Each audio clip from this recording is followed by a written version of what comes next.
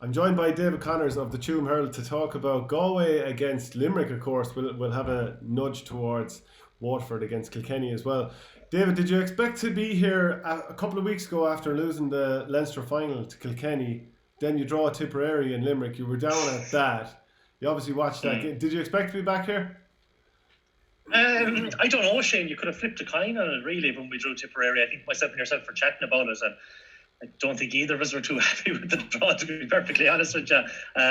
Those games are never good for the heart. You definitely never can really enjoy them anyway. And we were sitting there and I was like, Jesus, even towards the end there, you were just begging the referee just to blow it up for a finish, because it looked like Tipper pushing on and could have maybe nabbed a draw, maybe, or even grabbed a late goal. But luckily enough, as usual, we managed to get it.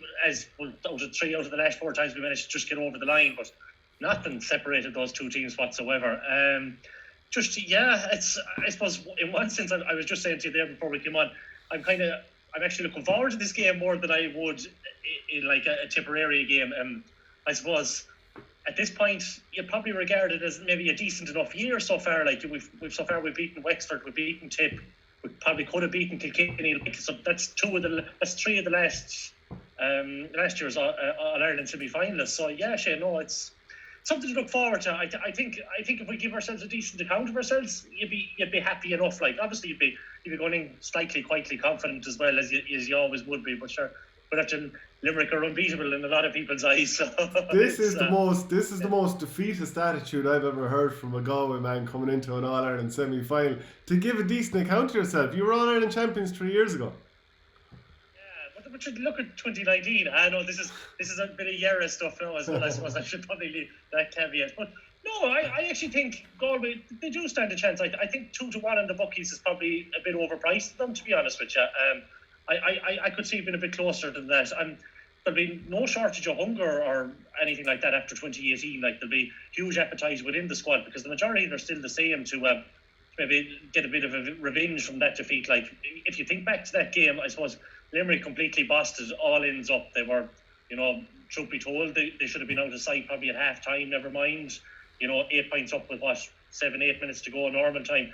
But then there is that creaking doubt there as well from a Limerick standpoint, like that when it was put up to them and, the chips were down towards the finish, did they, when the finish line was in sight, did they kind of buckle a small bit? And I know they've won two Munsters and two league titles as well since the All Ireland win. But when Kilkenny put it up to them last year as well, they were probably found wanting a small bit. Like so, there's that element of it as well. Like I'd say a lot of these Galway players will actually go in pretty quietly confident. They're probably more confident than I personally would be.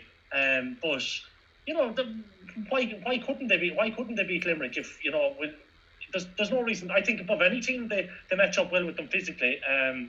It's just a matter of probably, and I suppose we have the advantage of Shane O'Neill as well and John Fitzgerald. They'll have huge local knowledge, and you'd imagine the matchups will pretty much be spot on in terms of, they'll know what each player can bring. I suppose we all know what Limerick can bring now, but maybe just the minute details is something that maybe 1 or 2 players mightn't enjoy, like in terms of a marker. So, quietly confident. I'm not pure defeatist. I do think it's been a decent year all the same, though. That wasn't maybe the defeatist point I was trying to make. I do think it's been a decent year from a Galway standpoint so far. Like any time you beat Tip, it's always nice as well. So you'll enjoy that. But what about the inside forwards that you have there, Brian Kincannon and Conor Whelan? If you can get enough ball to them, you can see a bit of damage being done. But we don't know if Davey Burke will start as we're chatting now.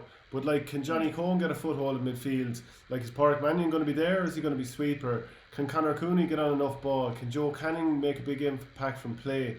Will Cathal Mannion be scoring 1-3?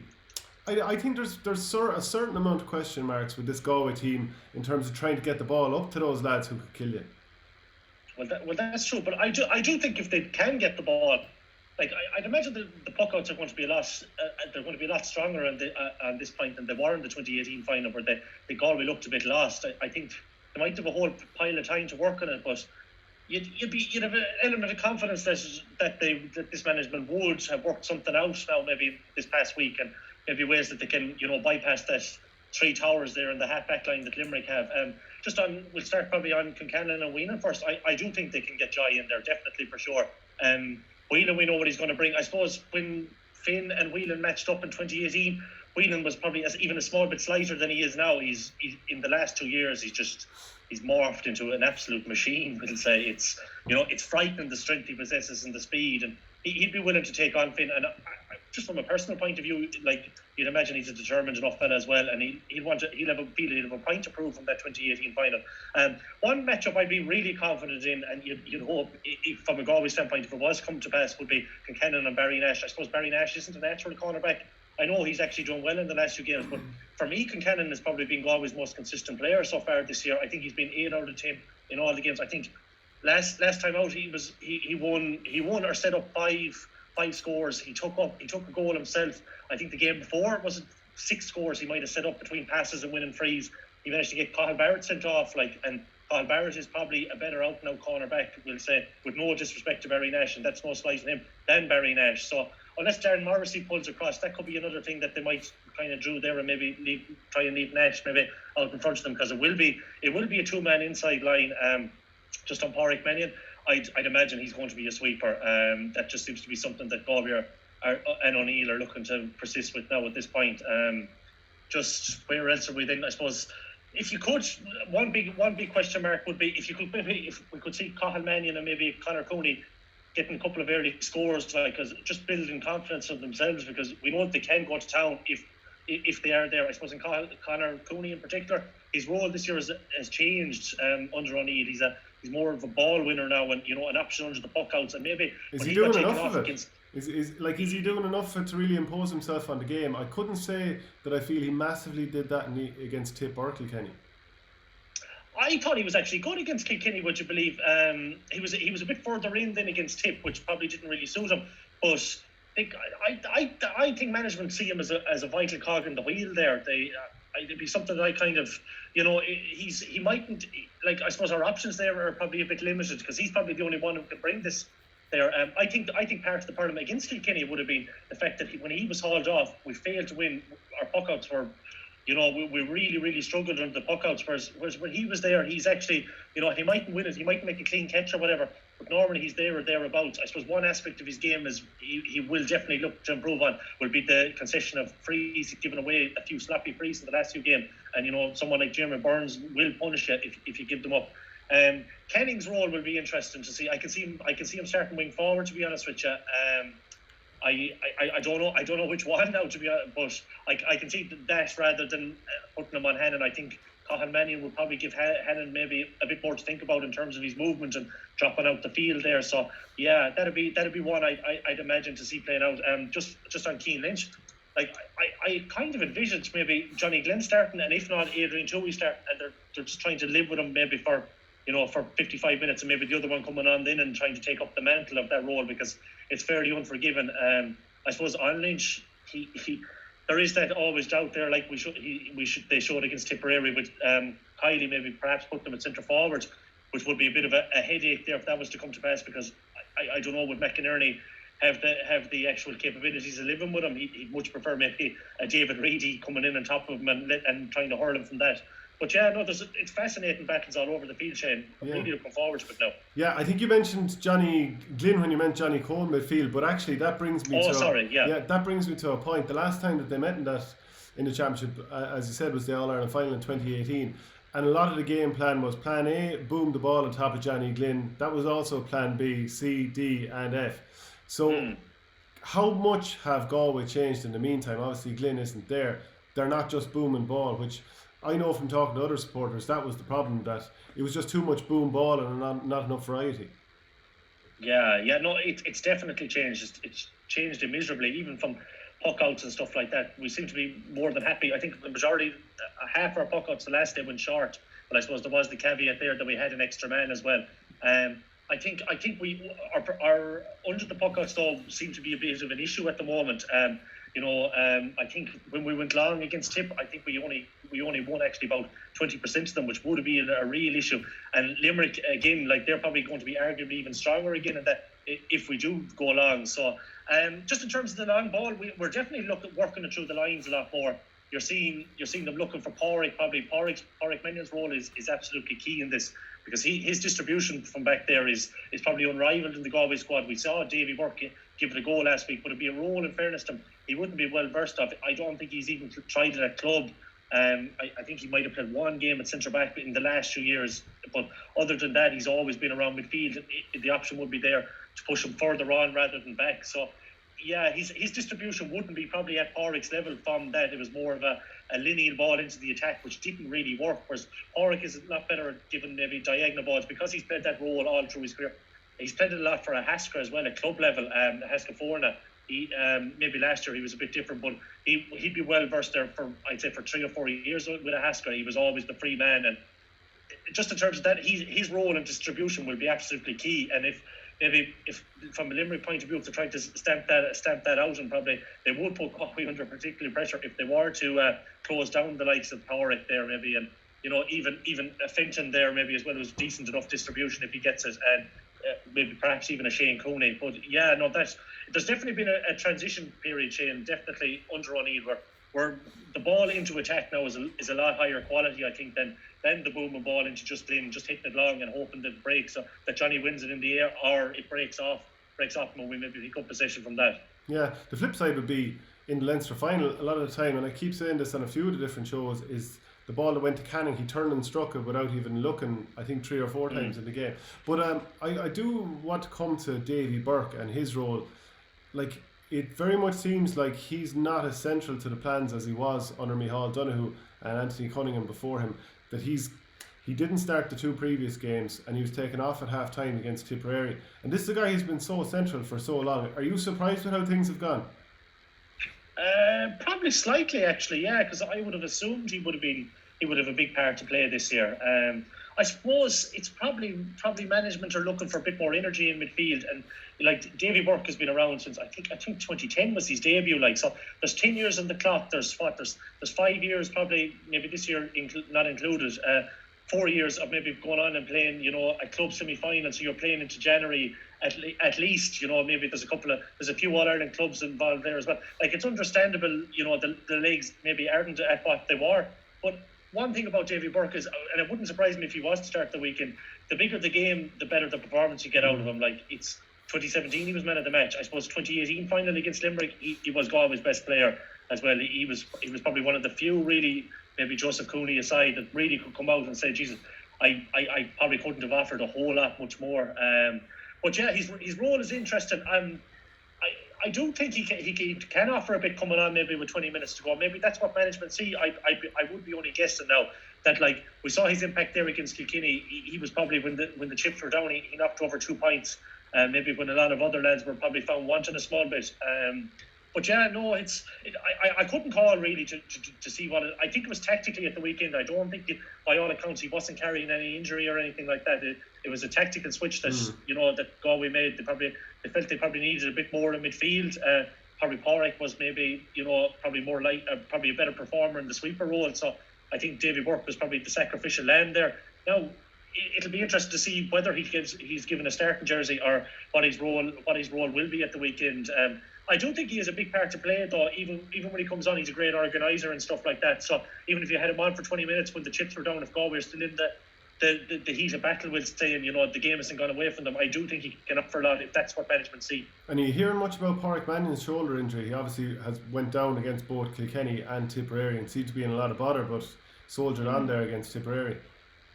Yeah, well, I didn't meet the media update there during the week, but from what Shane O'Neill seems to be gathered, or from what Shane O'Neill's comments, they seem to be that it's a full clean of health for everyone. I'd imagine Pádraig is slightly struggling, to be honest. It seems to be a tough enough injury to that he seems to be battling with, but his performance in the second half, even after he took the hit, was absolutely fine against Tip. I think he struggled in the first half on Alan Flynn. I think Alan Flynn was completely on top from a Tipperary point of view, and it wasn't until Pádraig went back to the sweeper that his performance actually levels came up, because I thought he was fairly anonymous in the first half, truth be told, but he had a much greater say in the sweeper role in the second half against Tip, and I think that's where we'll see him probably for the remainder of the year, depending on how long it goes, whether it's one game now or 2 games.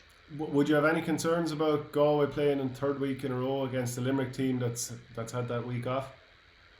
The messages coming from the camp, we spoke to Aidan Hart after the match last day, and he seemed to be just raring to go. They were just delighted to get over the line, and they're kind of looking at it as a bonus year, really. Like a lot of counties, they're delighted with playing games in December. They were probably sitting around idle for a lot of the year before this. So no, it probably could because that might have been a deciding, like a small factor in the All Ireland final 2 years ago, because Limerick had that extra break where Galway had to go and play Clare in a replay. So yeah, it could be a deciding factor. I'm not 100%. The players don't seem to be passing too much remarks on it anyway. Like they're serious athletes, in fairness to them. Like they're like all these intercounty players are phenomenal athletes. This week would have been rest and recovery. And I suppose if anything else, it's an 8-day turnaround. It's not a 7-day. Like that extra day, yourself from playing games, it's absolutely massive. Just an extra day to get the body right. And maybe I do think they're probably training maybe slightly later this week as well. I think they might have win maybe Wednesday and Friday from what I've been hearing. So they'll probably just do maybe whatever session they're going to do would have been on the Wednesday, and then heavy session or whatever serious session they would have done on Friday evening. Then it'll be just about probably getting the bodies right and just having a quick chat tactically and seeing that they work through the minute details we'd say that's left. And then just to finish up on this game, Limerick by how many? 15. No, I do think. I hope we get off to a bright start, because that seemed to be part of the problem in 2018. We're a bit shell shocked. We weren't expecting Limerick to hit us with what they did. So yeah, no. If we can get off to a bright start, maybe Cathal Mannion and Conor Cooney maybe getting on the scoring sheet, building up a bit of confidence. Maybe just maybe getting a turnover, maybe Johnny Cohen turning over Keane Lynch, and just putting small doubts in their heads. Maybe Davey Burke claiming a couple of balls ahead of Aaron Gillan. You just need to build into this game, get to the first water break initially, and perhaps be leading or be within touching distance and kind of build it from there, because it is a game of 4 quarters now, and managements are so astute these days that they're willing to make tactical adjustments that can have huge bearing. And that's in credit to Shane O'Neill. He did that last weekend. He made 2 big calls where a lot of people locally might have lambasted him if they didn't go his way at half time. There were huge calls to make. I think that's the midfield in a 2017 All Ireland winning team just a few years back. Like to see them coming off, a few people were actually probably scratching their heads, but it probably was the factor behind the result at the end of the day. Tuam came on. I think he set up 1-2. He had a huge bear in the midfield, and I suppose Flynn nabbed a pint, and he was it was his crossfield pass that set up the goal to Tuam. So that said ultimately Hart's goal, should I say. So yeah, no, it's like Tipper obviously, not Tipper, Limerick are obviously justifiable favourites, but Galway will be quietly confident, as I said from the outset. So you'd hope. I think it'll be a good game. If Galway were thereabouts, maybe with a score, a pint or 2 in it with 10 minutes to go, I'd give them a real shout of it. Yeah, my real worry for Galway is that you're going to be coming up against Graham Mulcahy and Peter Casey, assuming they're selected. You'd imagine they will be. And Aaron Gillan is going to be picked up by Davey Burke. Now maybe he'll swap with Grode McInerney. You never know, because Davey was so good when he went out the field. But if those two small corner forwards are there, Aidan Hart and Shane Cooney, I'm not sure they're necessarily suited to marking that size profile of a corner forward. That's one thing. Then I think you're robbing Peter to pay Paul having Joseph Cooney wing back, because I think you kind of almost need him up in the half forwards. And then I don't know, a couple of other players, maybe they're towards the latter end of the peak of their careers, whereas all these Limerick lads are brimming with energy. They're heading peak territory. So that's why I'm going to sort of nudge towards Limerick. And would you have any complaints with any of that? No, it's perfectly understandable. Like I understand why people would be edging towards Limerick. Their record over the last 2 years is phenomenal, but I just have this kind of nagging doubt a small bit about them. Like that Galway heard for probably 10 minutes in the 2018 final and still nearly clawed them back. Kilkenny put it up to them last year. When the chips are down now, this is about it's about delivering for Limerick, and I suppose they'll be focusing on that. But there is question marks about Limerick as well. You know what I mean? So when the game is there and it needs to be put away, and it's grand winning a provincial title, but at the end of the day for Limerick this year, it's all about All Irelands, so when this is probably the most high pressure game, and they'll probably feel if they can get over Galway, they'll have 1 foot towards maybe lifting the Liam McCarthy, so that's probably where they stand from that. And how do you see the other semi-final, Kilkenny against Waterford, going? It's one I haven't actually given a whole lot of thought to. I'm very impressed with Waterford against Limerick personally. I thought they were absolutely excellent. I don't think from the way they bounced back from such a disaster in 2019, Liam Cahill has done, he should be commended for the fantastic job he's done. Kilkenny though, Kilkenny, aren't they? I do think that black and amber jersey, you know, they are. I do think they can probably hurt Waterford probably a small bit more than, you know, than maybe Waterford can probably hurt them in the opposite end of the field. We'll say, like, Colin Finlay had a very quiet game against Galway. Walter Watch had a very quiet game against Galway. TJ Reid was, you know, pretty quiet as well outside the goal. He scored. So yeah, I'd probably give it to Kilkenny. I'd give advantage to Kilkenny based on that attack, and I do think they have probably a bit more scope for improvement. I think we've probably seen Waterford as close to peak as they can so far this year. And sure, look, we'll give it to our Leinster neighbours, as you call them. We'll give them a nod here, you know, in the semi-final. Like, so yeah, I do think Kilkenny will win though. Yeah, brilliant stuff, David Connors of the Tuam Herald. Thanks very much. No bother, Shane.